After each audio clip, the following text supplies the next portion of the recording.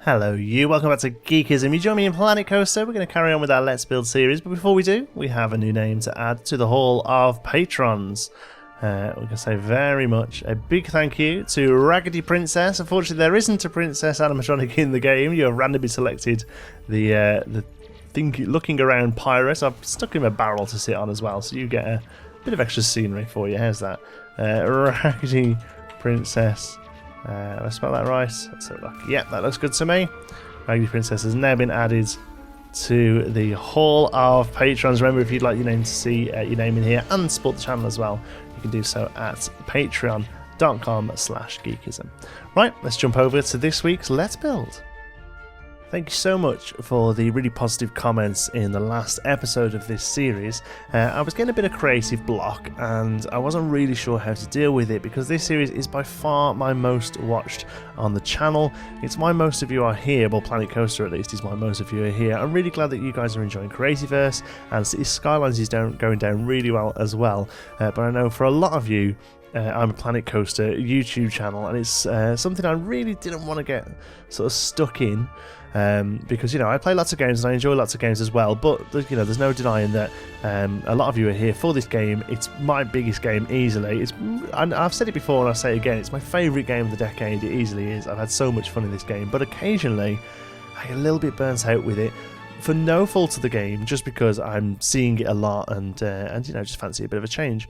So in the last video, I addressed this and asked for your advice, and you were all really positive about it, and for the most part you said either take a break, try a different build style as opposed to pirate, because we've been stuck in pirate for a little while, and maybe tackle a smaller project for a little while as well. So I decided to do all three. so I took a week and a half or 2 weeks break from Planet Coaster. I'm now building with a Fairytale style, and I'm tackling a smaller project and building on the main street, so to speak, the opposite corner to Five Guys building. So I still wanted to keep it so it still sort of flows through. You know, I don't want each building to be really completely different, but this building does have a bit of a fairy tale theme. This building is actually based off a building in real life. It's nothing special, it's no famous building or anything. It's literally a pub, a bar that I drive past on my way home from work. I'll put a photo of it up now. It's nothing special. I love the tower at the corner. I think it's great. So it starts his life as that. It ends up becoming a much more fantastical building with ivy hanging down and various different sort of fairy tale windows and little nooks and crannies. But the basic sort of layout for the building very much came from that pub. So yeah, one thing people ask me a lot is where I get inspiration from the game. Real life is easily the biggest inspiration. A lot of the buildings, especially on the main street, every single building on this main street is from a real life building, be it either the Playhouse Theatre in Liverpool, the Five Guys building in Covent Garden, the Hall of Patrons in Disney. This is now the pub on the way home from work. The little corner buildings are some other ideas from Disney as well.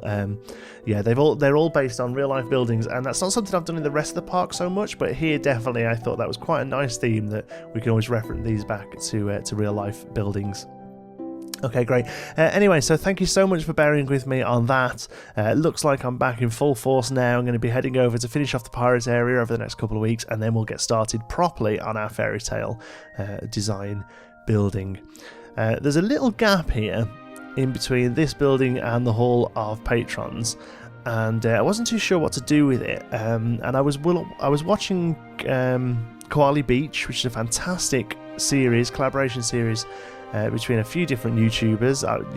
If you're watching me, you'll know of it. There's no way that you've not been able to see it, I'm sure. But if not, I will put a link in the description. Sorry for knocking the microphone. Oh, and again, sorry. I've got a new mic. It's much bigger than my old one, so I keep it keeps getting in my way. And I move my hands around a lot when I talk, even though you can't see that. So occasionally I'm just bashing the new mic, so apologies for that. Hopefully the sound quality is pretty good though. Anyway, yeah, on Koala Beach, and one of the things that Silverette built in there is a gate into a... I'm pretty sure it's been a while ago that I saw it there, but I think it's like a gated sort of hotel area or there's like huts or something that you can go and hire out or something like that. And I love this big gate. I thought it was fantastic, and I was kind of thinking about what to put in this corner, and I thought a gate would really work well to a sort of backstage area, as if this theme park had what do they call them, parades, you know, which is something that a lot of theme parks have. There would have to be an area at some point where the parade gets off the main track. Now, we haven't actually got that much room. There's a nice little shot of my Steam screen for you. We haven't actually got that much room in the area here, so there's only a small gate, but the idea that an area where sort of the hot dog carts and all that can be dragged into behind. So basically that's what we end up doing there in that little gap. Still needs a bit of design around the back of it, but we put that little gate in later on. Anyway, more about this building. I've gone for a relatively standard kind of Fairytale look, brick on the bottom, a little bit lighter stucco at the top, but I wanted to try and use some nice bits of detailing here, just to give it a little bit more, a little bit more detail really, and just spend a little bit longer on it, really making it sort of pop with different ideas. And we actually add a couple of shops into this as well, but not on this side. This side stays purely aesthetic, using this awesome Fairytale door and some steps up to it. But these are steps purely for show.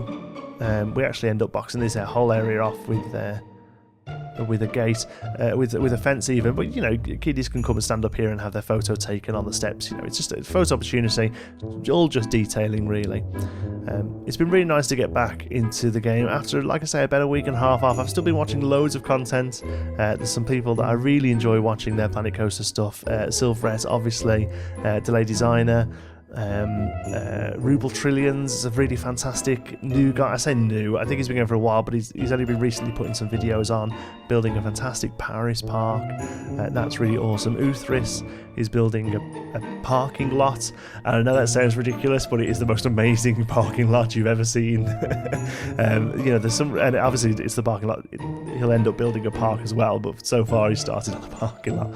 I had to come out of the game here. It's going to pause for a second because souvenirs didn't look right. It was spelled right at all. I could have sworn it was IERS at the end, but it's not. It's IRS, unless maybe that's an American spelling. I don't know. That's what Google showed me anyway, though. So yeah, I carried on doing it. What am I doing here? Oh yeah, just copying, being a bit lazy and copying all this bit over here. I copy it over, but I end up changing quite a bit of it actually, because like I say, I end up putting some shops in this side as well, some souvenir shops. So I think it's a Hat's Fantastic and a Looney Balloons maybe. In real life, there would be a door here and you would enter a building, obviously, but you know, the game has these kiosks and the people queue and the kiosks look great. And although I've put some of them indoors, I don't want all of them to be indoors because I actually quite like looking at them and seeing people queue up and seeing people use them. So in this circumstance, we actually just have them on the outside here. But like I say, yeah, normally there would be a big door there and you would go into this nice big air-conditioned building that's full of every different bit of souvenir you can possibly think of. Have a little trouble with the path here. It turns out the shop's actually a little bit low. I do figure it out and go back and fix it in a moment. It just takes me a little while to figure it out. So we had some signs on there. So we have a Looney Balloons. Find this awesome Fairytale shop. Facade, I think is what they call them, like facade. It's actually added in 1.2, I think, so we haven't used one of them just yet. So that is a little low down, so I think when people walk up to this, they'll probably lose their toes. But, you know, I can deal with that. Oops. Got rid of the wall there by accident. And we had another one in as well. Again, just sort of copying it all across, and I think the one we put in is it's either a Hat's Fantastic or a Gifts Just a Memento. I think it's just a memento actually, which is probably ridiculous because they're just a memento on the other side. But saying that, in a real theme park, the main street is just full of shops and they all sell the same shite. So it's, if we're going for any realism at all, that's the sort of thing we have to do. And so that's the majority of the build done as far as sort of structure goes. Windows are in place. We do a little bit of work on the roof later on, but really that's the majority of it done. We sort of cap off with a few windows here. I was tempted to put like a Planet Coaster sign up in this space, but I felt like all the ones in the game are a little bit too big, unfortunately, and they're a little bit too over the top. So we had to just put in some windows with the shutters there, just making a little bit of creative use of those those sort of wooden little blocks that they can be used for so much different things. It's fantastic. And some flower beds to add a little bit of colour. It's quite a dark space, really. Obviously, in the original photograph, the writing is on that black area there, so we don't have the writing there. Instead, we just have that black bar just to break up the wall a little. So it does go a little bit dark, but obviously we're going to lighten that up with some lamps in a moment. So these hanging baskets, these are something we've not really used much at the moment. These could probably work in the pirate area a little bit. I've kind of forgot they were there, to be honest. But these ones, they look rustic enough to, I think we'd get away with a few of those in the pirate area. So I might use a few of those when we go back over there to finish it off. And here we go, then just sort of finish it off the roof. I have a little bit of trouble with the wall here. I have to do the old trick of dragging it out and making it its own building. Can't quite get it where I want it to, so there you go. It's a separate building there. A really good advanced tip that if you can't get something to fit where you want, just drag it out, use the split from building, and just shove it back in there. It'll make it a little bit tricky if you ever need to move the building, but for the most part, it works really well.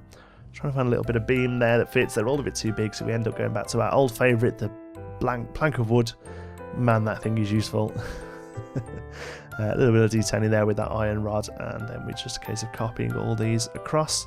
Again, using the idea of force perspective, the top windows are always slightly smaller than the lower down ones, and it's also squished in to give us that idea of a little bit of scope going in. Now, originally those windows were lined up with the shops. I feel that doesn't work too well once those top windows go in. Instead, they should really be in the middle of the wall, so I'm just going past. There's always going to be a bit of an off sort of funny size there because the wall pieces, we can't do 2 metre thin walls, so we couldn't have the chops separated with the gap in the middle there, unfortunately. So it works out like okay, I think, in the end.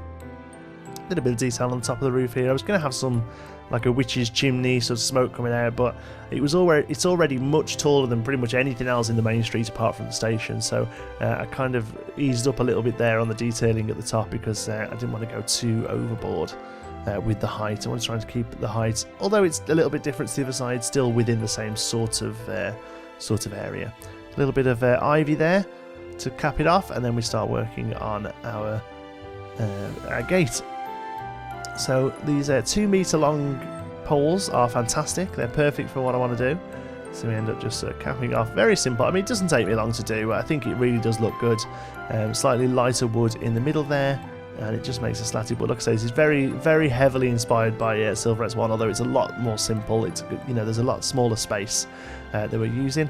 So didn't really have the space to do something any more ornate, and also I didn't want to. It's meant to be sort of like a behind the scenes type thing. So cap it off there so the middle bars work out nicely, and replace that with a round pole so that it gives the idea that it will swing on that. And then down here we can use the snowmen pipes to make a little wheel that sits on the bottom there to make it easy to open. It's the little details like that that made me realise that I need to get a life. And the last thing we need to do is stick a handle on it. Again, we use this little bit of, I don't even know what it's for really, hanging stuff off, I suppose, but it's one of those really useful pieces that can be used for just all sorts of different things. And there we go, we'll drag it into place and duplicate it over. And it's just a case of getting the handle on the right side. It's actually took a lot longer than I thought it would, this handle. It caused me a little bit of grief to line it up. But eventually we get it near enough dead on. It's good enough. And then we drop it in there. Obviously this area, eventually we'll spread this area out. We might put like a couple of signs on the floor like we have in other areas, just to try to make it look like a slightly used bit of area. And we'll just open it a little bit of ajar there, and we'll add a staff only sign. Find one suitable. That's a nice small one there. And there we go, staff only. Finishes it off quite nicely, and I realised that I'm pretty sure I put plants in that little planting box there, but for some reason they're not there, so I'm just going to jump over and add a few bushes in there to cap that area off. And again, eventually we'll do a little bit more work around the back there with a fence running down the side, some planting and things like that.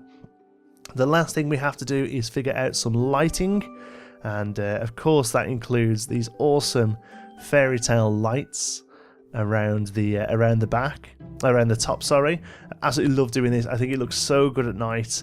I really think it adds to it. It'd be nice if they weren't as visible in the daytime, because they pretty much don't change. They don't turn on and off. All they do is become luminescence if they're on, basically. So it'd be slightly nice if they were a little bit less obvious in the night, you know, sort of like a darker grey or even invisible. I'd probably be happy with. But I still think they look awesome, and I really think they cap it off nicely. There's these lovely curved pieces there that just sort of tip off that bit of the black area there. Try and put them around the top and decide against it. Just finish off the top area there. I realise there's a bit of roof missing, so I'm going to quickly go and find that piece of roof, colour it of the darker colour there, and drop it in. Awesome. And we'll have a look at it at night, and it needs a little bit more lighting up. So not sure what I end up doing here. I think we end up adding some little have a play around with these little lights. You can actually colour those now. You were never able to. I think maybe 1.2 added the feature of being able to colour those. But I decided to go a little bit mad with the fairy lights, and we do, using the flashy bright ones around the top there as well. I think it looks really nice. And again, it's a souvenir shop. It's meant to be fun. I randomly find this fence. I don't even remember where it came from. Oh, I think it's because I searched for fairy, and it's known as a fairy fence. I think it works quite nicely, although the colour's a little off. I think it probably would work better in a slightly darker colour. And we chuck in a Princess Amelie statue there as well. As well as the lighting on the building. We've obviously got the lighting lampposts, even, if that's what you call them. And it's a case of just dragging those over and popping them roughly opposite where they are on the other side of the street. If you line that one up perfectly, it wouldn't quite work. It just fits nicely in between the two shop fronts, so it's near enough lined up. This bin is the absolute bane of my existence. I basically just couldn't put it in place, so we have no bin there. That's because of the pathing is a little off. Starts to light this place up. Realise that we've actually should have some street lights there as well, so just going to go across, roughly work out what the distance is, and drop them in. I think anything more exact than that would just take a little bit too long. The actual sign itself is a bit too dark, so we're just having a look at options here. We end up lighting it up a little bit. It's probably still a little dark, to be honest. It might benefit from actually having a light up sign instead, but overall I think it works really nicely and works quite well with the rest of the main street. A couple of benches just where we can put them. Obviously the area you're looking at there is not the path, so we're a little bit limited in where the benches can go. So there we go. There is our Fairytale themed souvenir main street building gift shop. I think it's turned out really nicely, and personally for me has been a real nice ease back into the game after having a couple of weeks off playing other stuff. I think it's turned out really nicely. Looks nice lit up as well. Subtle, but pretty good. There is an overview of the main street. So it's pretty much finished now, apart from a couple more buildings going down into the end of it. But you know, that main forecourt there is pretty much finished now, so quite happy to box that off.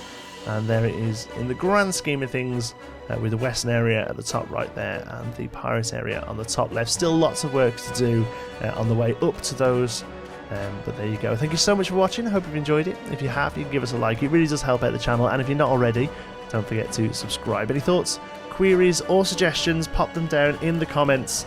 And if you fancy a chat, you can find me on Twitter. I'm at John T. Sparrow. Thanks again for watching, and I'll see you in the next one.